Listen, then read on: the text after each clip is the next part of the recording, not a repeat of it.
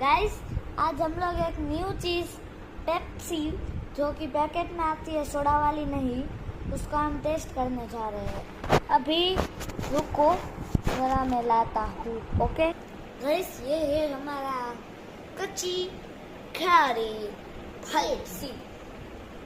आप ज़रूर इसे कमेंट में रेटिंग देना, वरना अच्छा नहीं होगा आपके साथ। अभी मैं टेस्ट करता हूँ। बाजार में 5 रुपए की मिल जाती है, 5-10 वगैरह, खरीद लेना। मम्मी यहाँ बोले तो, वरना कभी मत खरीदना, समझे क्या?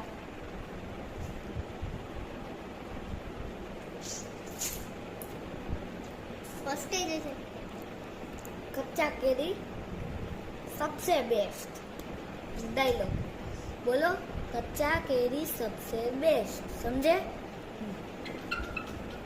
इसको मैं दूंगा 5 आउट ऑफ 5। कमेंट में बताना, मम्मी यहाँ बोले तो खरीद लेना कच्चा केरी फ्लेवर। चलो भाई।